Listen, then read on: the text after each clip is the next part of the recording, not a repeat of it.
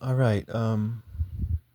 If we examine nature, if we examine the world, uh, again, one of the things that we see is change and transformation.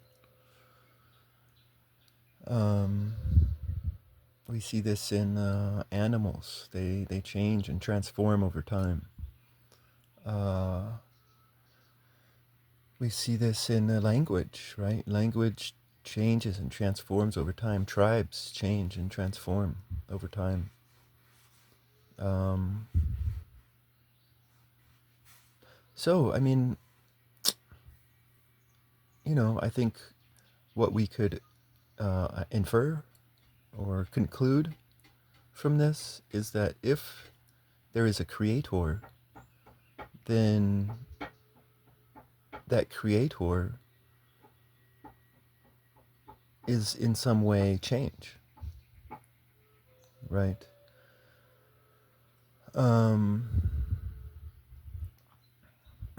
I mean, I had some inspiration one time into the nature of the soul. And, I saw virtue as both order and chaos. I've made other videos on it before. Um, but, like, essentially, it's like we could start with bravery. Um, I mean, bravery in our experience of it is chaotic, and there's different types of bravery, different experiences of bravery, but it's pretty chaotic. But at the same time, there's an order there as well. Um, if you if you want to talk about joy, you're around family or friends, and it's a holiday. The experience of joy can only be described as a form of beautiful chaos. Just like bravery is beautiful chaos, but these are two different forms of beautiful chaos. Joy just takes you up and transforms.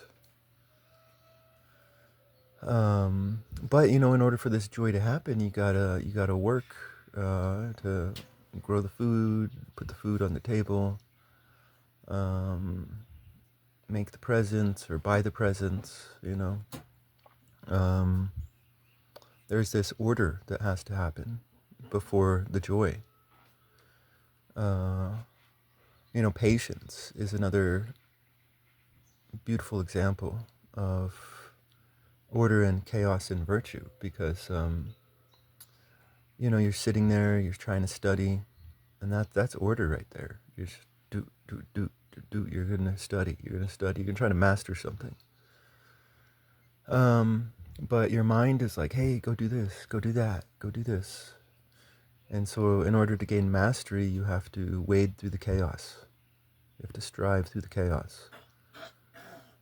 Um, love, again, can be described as both order and chaos. Um, sex is, an orgasm is chaos. You know, but, for women to achieve that orgasm, they need that steady rhythm. They need some order. Um, and I think we can go further here. We can, like, if we wanted to poetically describe a man, we could describe that man as order.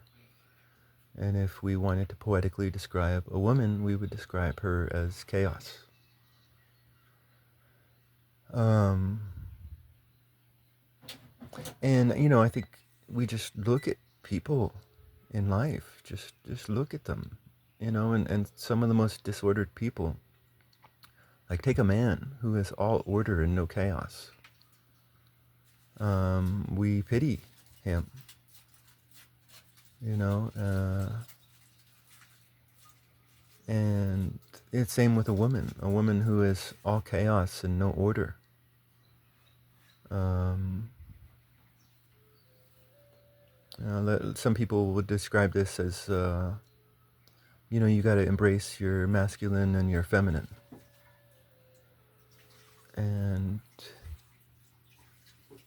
um, but what we're getting at here is that throughout history, people talk about peace and order, peace and order, peace and order. Well, that's not true from just observation, because peace and order are a prison. In order to find true peace, you need both order and chaos.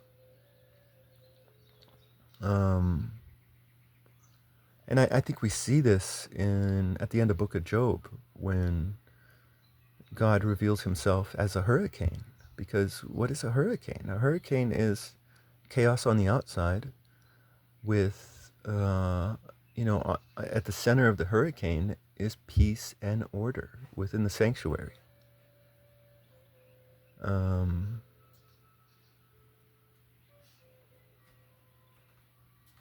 But I make this video because,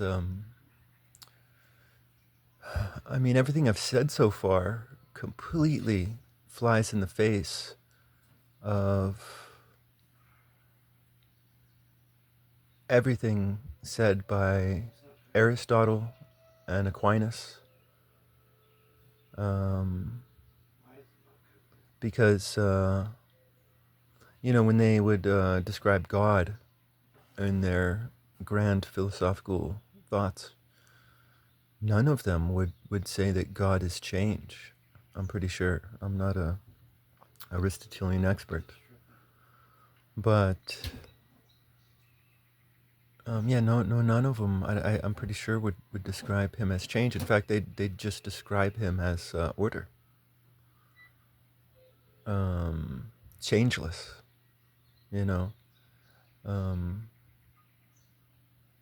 but I don't know. I think they must be wrong, maybe.